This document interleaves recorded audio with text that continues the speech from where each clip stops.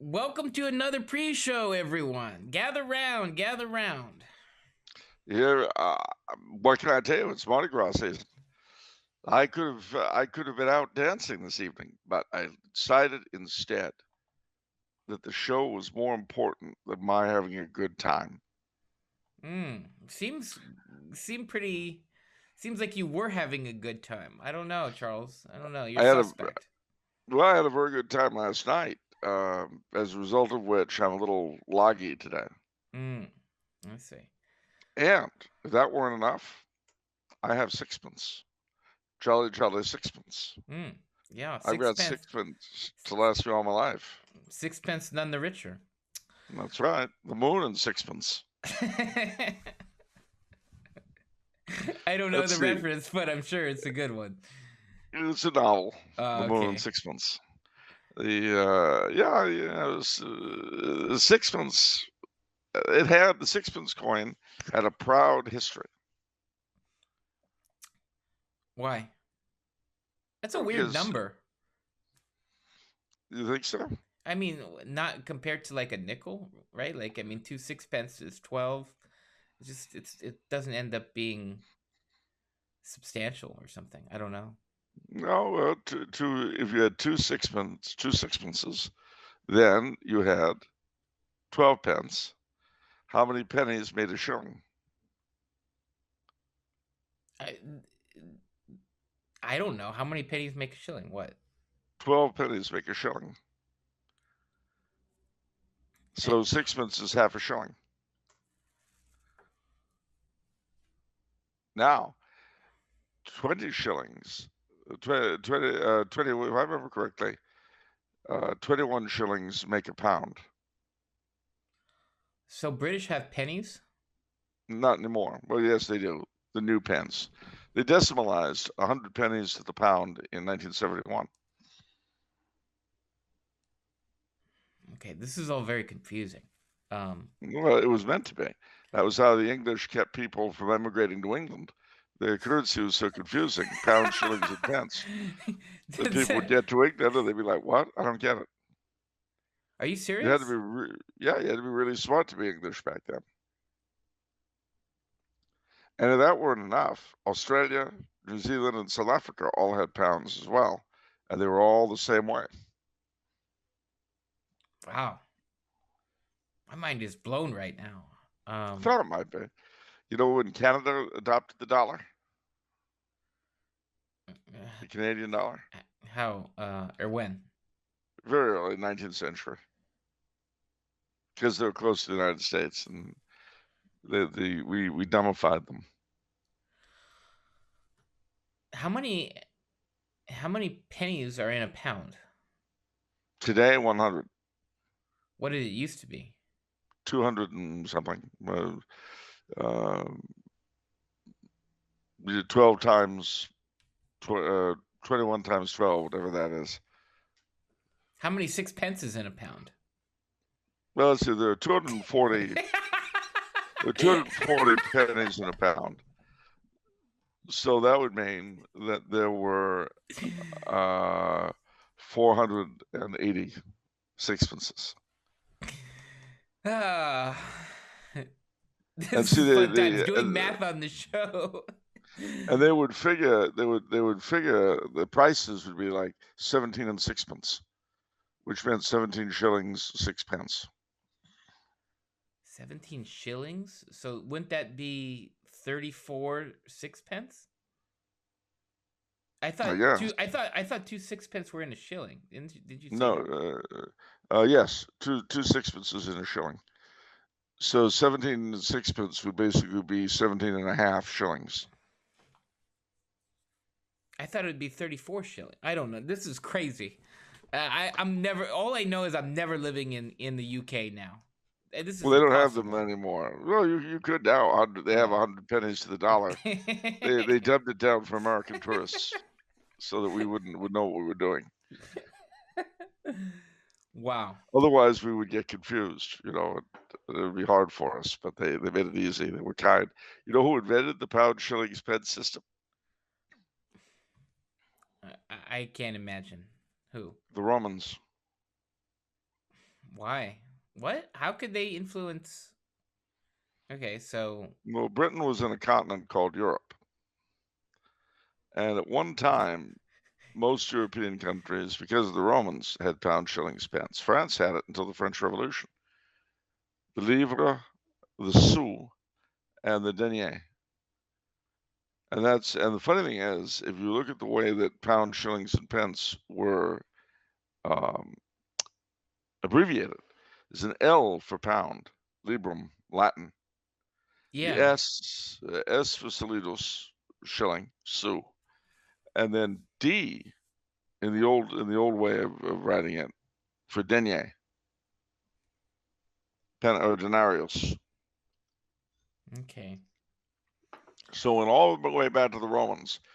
But at the end of the day, only the year I was born, the English, the Australians, the South Africans, and the New Zealanders all had the pound.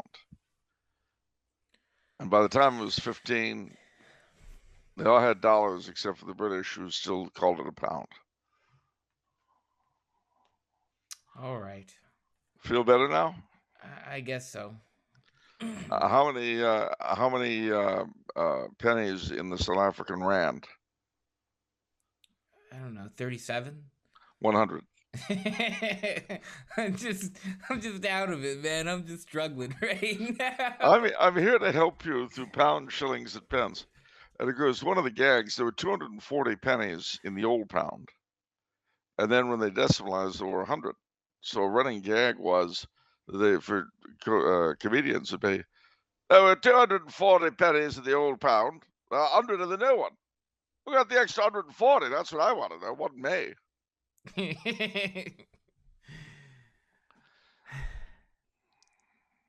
Yeah, I know. What happened to that? Yeah, 140 per pound.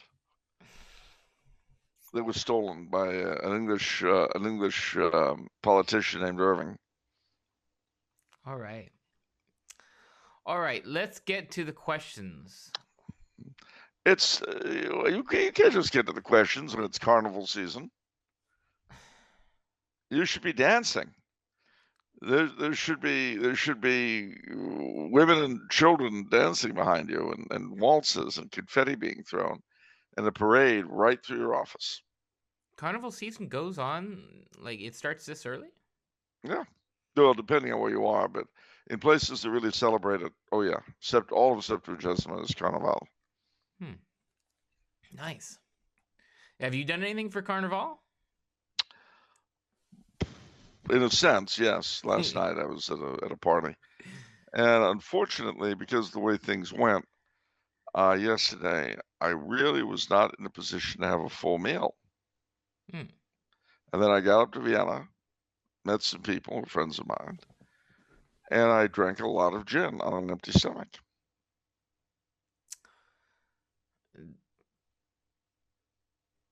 The results were not unpleasant.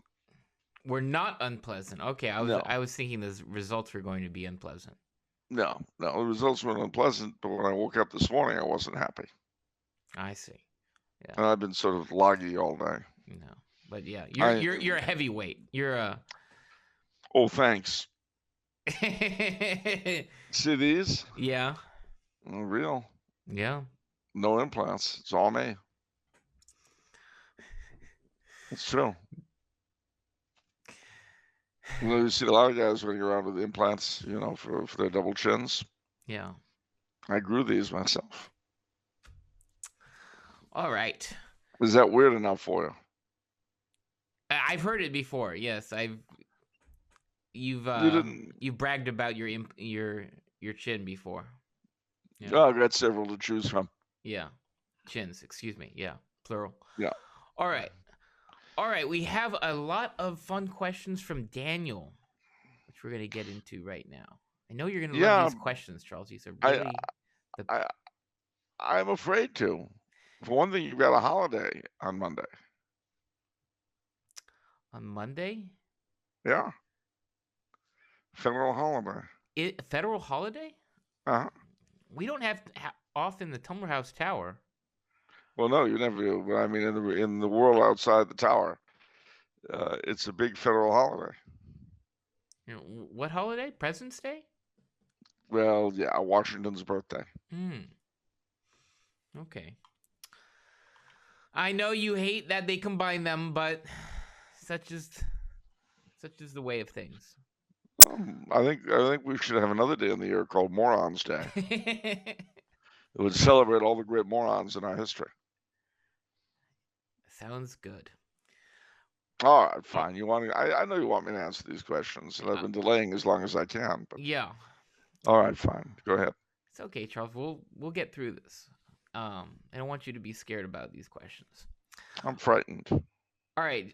Daniel says, Charles, please explain St. Augustine's understanding of Genesis chapter 1, whether he believed in the literal 6-day creation, if he believed it was an allegory for each day being a much longer period of time, or if he left it open for speculation. If I remember correctly, he kind of sort of left it open, but I could be wrong. Okay. I have to admit, it's not something I think a lot about. Okay. How unanimous amongst the fathers was the position of a literal 24-hour day creation? Similarly, was it pretty definitive among them that the world was roughly 4,000 to 6,000 years old when the incarnation took place? I don't know. So, I do want to comment on this. Like 4 to 6,000 is using the years as defined in the Bible in the Old Testament, right? Well, so they say. But a priest from St. Michael's made the point that I thought was interesting. What would a year be in the Old Testament when they're not going by the Julian calendar? You see? I don't.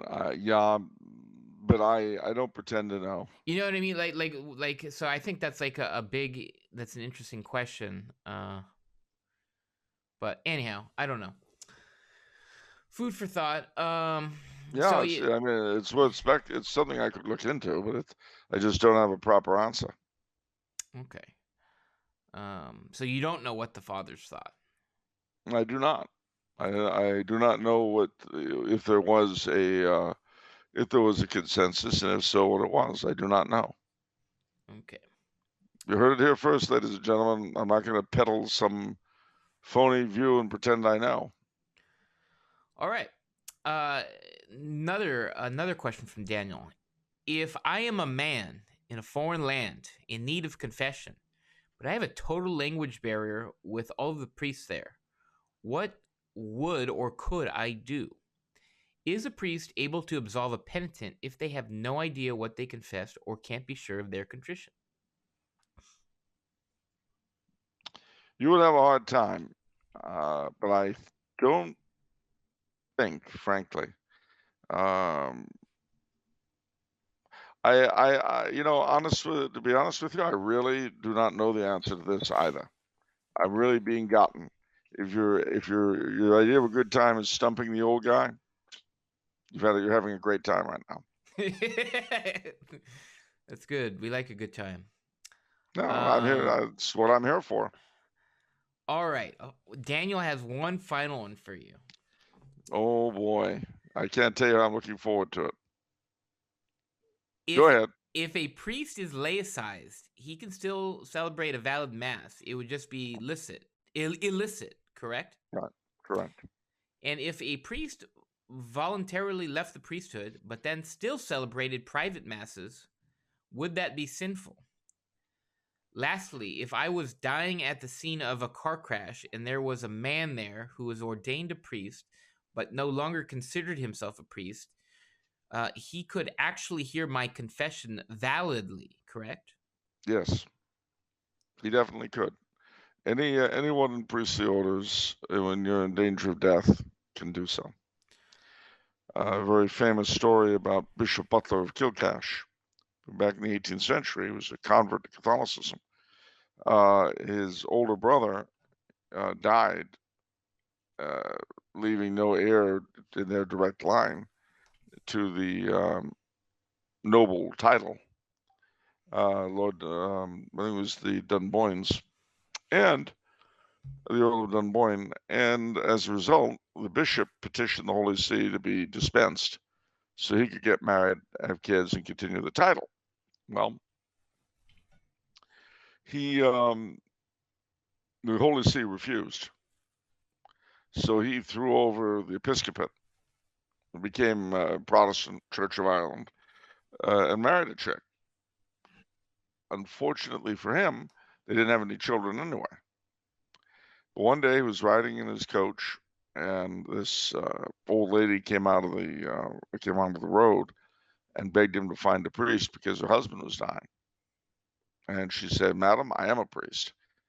And he stopped the coach, went in, heard the old man's last confession, and then the guy died. So Bishop Butler came back to the church on his deathbed, and one kind of suspects that the prayers of the fellow whose confession he heard might have contributed to that. And what was the question before that? The penultimate question. Is it sinful if the priest voluntarily leaves the priesthood, but then still celebrates private masses? Ordinarily, yes, but I think if there were some bizarre situation, you're on a desert island and there's bread and wine, and he's the only one who can offer mass. Ecclesia supplet. Ah, right. Okay. Don from Florida has a bunch of questions. He says, if Charles were bestowed a red hat for the next conclave, setting aside his vow of secrecy, for whom would he cast his vote for the next pope? Wow. Well, as things stand right now, Cardinal Sarah. Wow. That's a pretty boring pick. I mean, everybody would say that. That's an easy pick. All right. Well, if we were out of the picture, I guess right now probably the Archbishop of Budapest. There we go. That's interesting. Really good, huh? Really good. Any? Well, better than most. Nothing that's hard right now. Okay. But I have to tell you, I mean, in the last election, my favorites were Cardinal Scola of Milan and Cardinal Ouellet of Quebec. And they've both been rather disappointing. Ouellet more than Scola. Okay. Because they both, especially Ouellet, really turned out to be company men in the worst sense of the word. Oh. Why did you have high hopes for them in the beginning? I mean, they changed. They sold out. Because of their behavior in their sees and their dioceses. Ouellet really appeared to be trying to revive Catholicism in Quebec, which, as you know, is in a very bad way. And then when Scola became the Patriarch of Venice, before he became the Archbishop of Milan, he insisted on restoring the official entrance of the Patriarch of Venice to the city by gondola, which is a big ceremony that JP1 got rid of when he became Patriarch of Venice. Back when everyone was trying to show how humble they were.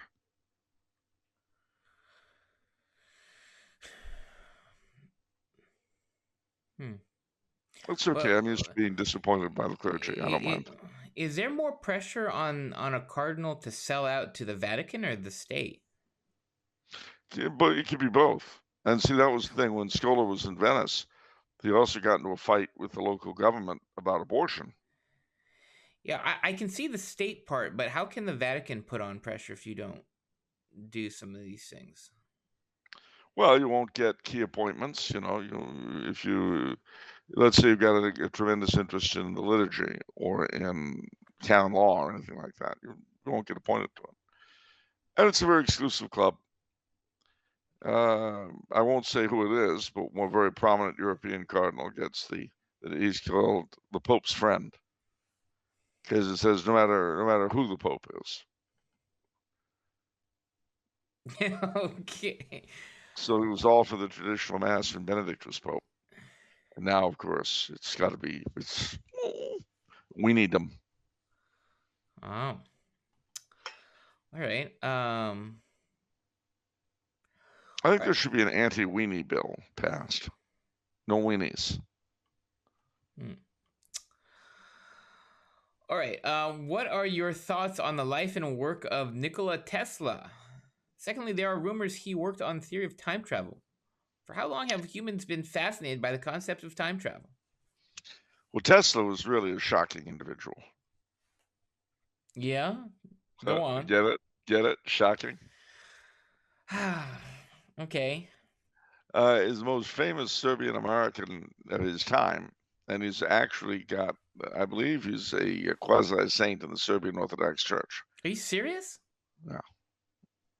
Just because he's the only Serb everybody's ever heard of.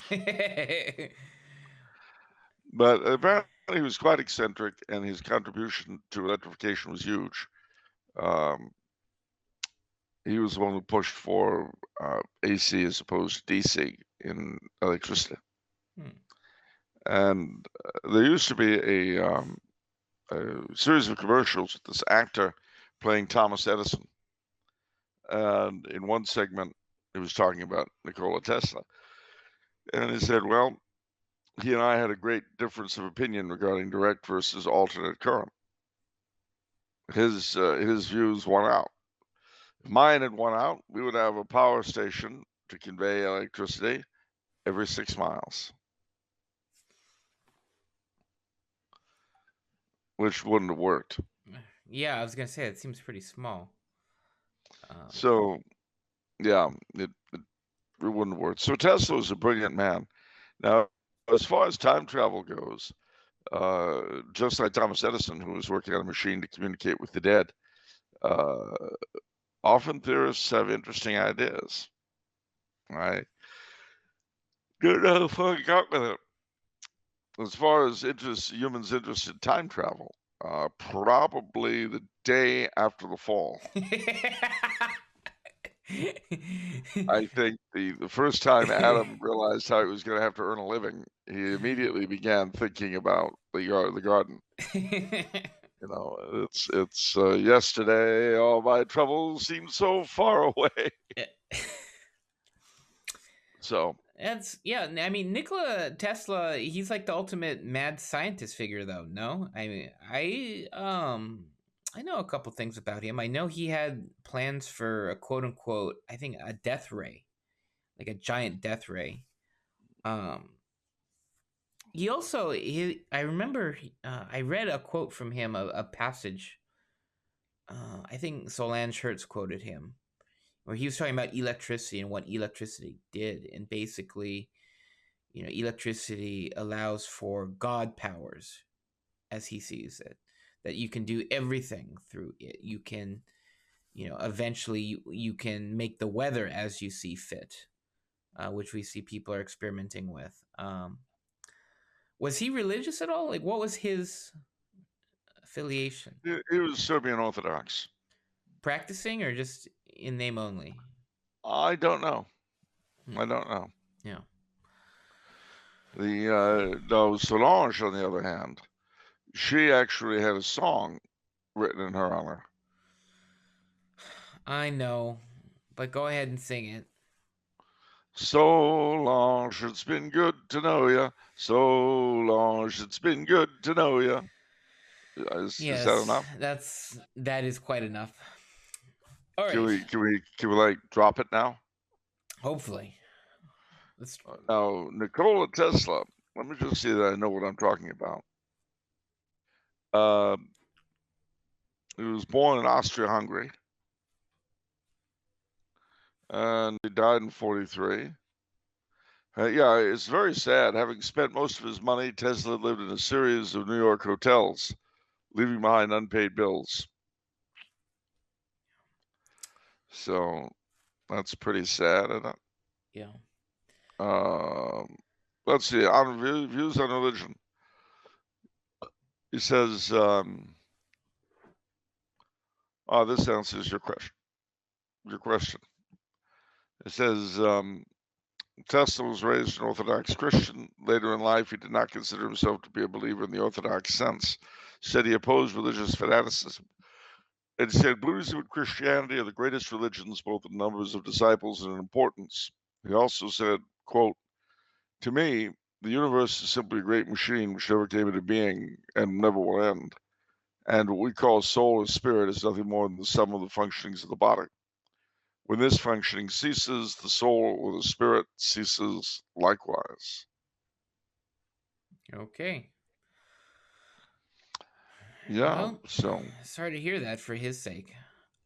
yeah. All right. Don. Final question for the pre-show. Don says, finally, speaking of Tesla, what are your thoughts on the individuals I believe are the more well-known quote-unquote noble pagans of our day? That being Elon Musk, Joe Rogan, Dr. Jordan Peterson, and Mike Rowe, all successful in their respective careers, albeit with varying degrees of public indiscretions, but all seeming to be on a noble quest for the truth and sharing their journey with the world along the way.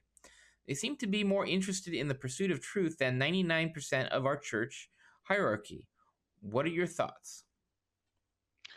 Well, the major difference, of course, is that the church hierarchy have the truth. Just that a lot of them don't believe it, which in its way is worse than a sincere seeking for the truth. But how sincere is that seeking, which is a question that no outsider can answer.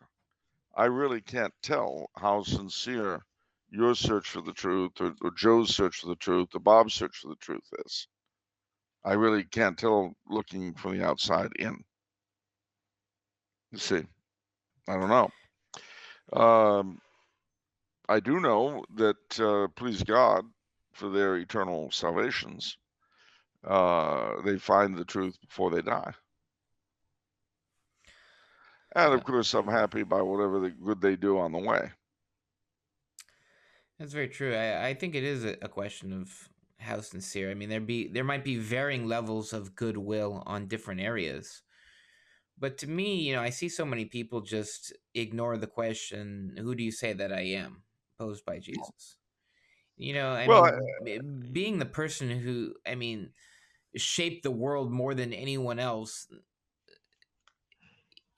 I don't see how people, I feel like it's an act of the will for people to not give serious thought to who this person is. yeah, I agree. And one of the really unfortunate things are people who are, shall we say, conservative but irreligious. Yeah. And they'll say, "Well, I have a great respect for Christianity as a cultural force." Well, okay. Honestly, we've seen, like, we've gone through this spiritual but not religious phase enough, and basically, it results in their children being what's the word? Polyamorous and pansexual and all this. Literally, like I know, like I've seen it. I've already seen this play out. So So are you gonna let your children choose themselves till they're like 50?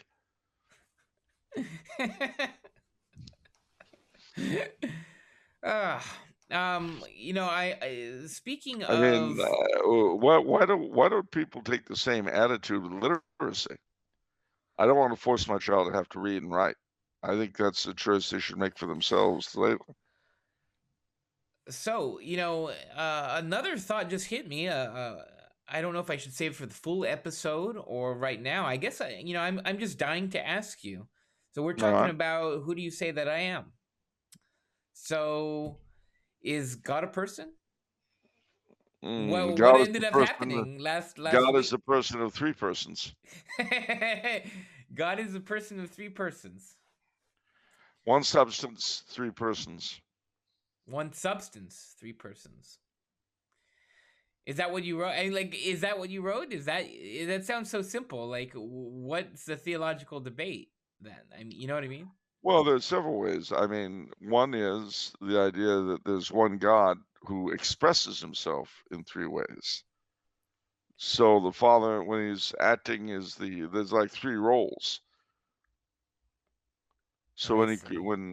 he creates, as he sustains, um, as he redeems. These are just one God doing three different parts. I see. So the debate is whether God expresses himself in the forms of people for the sake of our low-level human understanding. Yeah, and that's called modalism or Sabellianism. It's a heresy. And then there's the idea that, I mean, there are two ways that's easy to mess up. One is by overemphasizing the unity at the expense of the Trinity. And the other is overemphasizing the Trinity at the expense of the unity. So you end up with three gods. I have to imagine that somewhere in this paper you have to define a person. Like what are the characteristics of a person? Because you said God decides to express himself as three persons. Yeah. Well, what if that more? But he is three persons. I mean, what makes it difficult is, for one thing, is our sense of time, because key to the Trinity's existence is the fact that it's eternal. So, in other words, when we say that the Son was begotten of the Father, it's actually present tense. He is being begotten of the Father constantly. This reminds me of a conversation I had with Doc Lizo, our mutual friend, where he was talking about Orthodox theology. I forgot the nomenclature for the philosophical concept he was talking about, but it was whether or not it was like God was divided into two aspects: the knowable and like the essence is unknowable. Well, yeah, those are the two ways of trying to understand God: the affirmative and the negative. He had different words. I don't know if it was. I wish I could remember, but yeah, it's Well, I mean, basically, we could look at God in the sense of what He is, and we could also look at Him in the sense of what He is not. Okay. So, in other words, you could say that He's eternal. You could say that He is without death. He doesn't die. He doesn't change. You're actually saying the same thing, but you're approaching it from two different angles. I see. So, okay, so final answer: God is a person. Yeah. Although that's a big fight today. Some Thomists deny his personhood. Some affirm it, and they give different reasons. And for the average person, it's an argument that's very difficult to follow. Yeah. Okay. Well, thank you for that, Charles. That's it for the pre-show. I hope you guys have all enjoyed it. Stay tuned for the full episode coming right at you. You call that a pre-show? That was like, what, a half hour? Yeah, it was a half hour. I remember the good old days when we'd have pre-shows of like 7 and 8 hours, marathons. I think you missed it. and every time we reached another $1,000 mark, you know, the actors would come out, we'd all start dancing and everything. Well, if you want that, I mean, we can do that for you. Obviously, your pay doesn't change based on how long a pre-show is, but we can do that. I think sort of the Tumblr House telethon, you know, for Jerry's kids would be good. Yeah. Don't you want to do this thing for Jerry's kids? Of course, I'm not a monster. All right. There you go. All right. Would you like to? Oh, we could do what the Chabad telethon does and have the dancing rabbis every time we make it grand. I don't believe that. What? You don't believe they do it, or you don't believe in doing it? I don't believe there are dancing rabbis.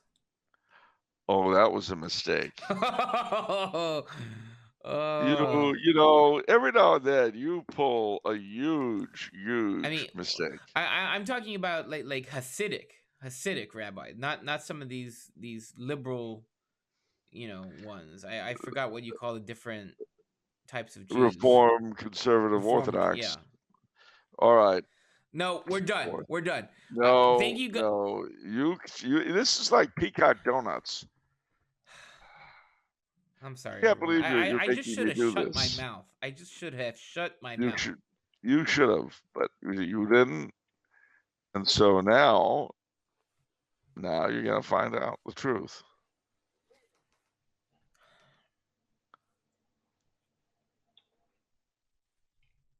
Are you ready? I'm ready. You sound like a little kid who's been sent to bed. You should embrace this. All right. Get that tone. All right, Mom. Go ahead. Click it. Look. I can't. No, I can't show this to our patrons. No, you can't. But you can watch it yourself, and they can see your reaction. Okay. Look at this.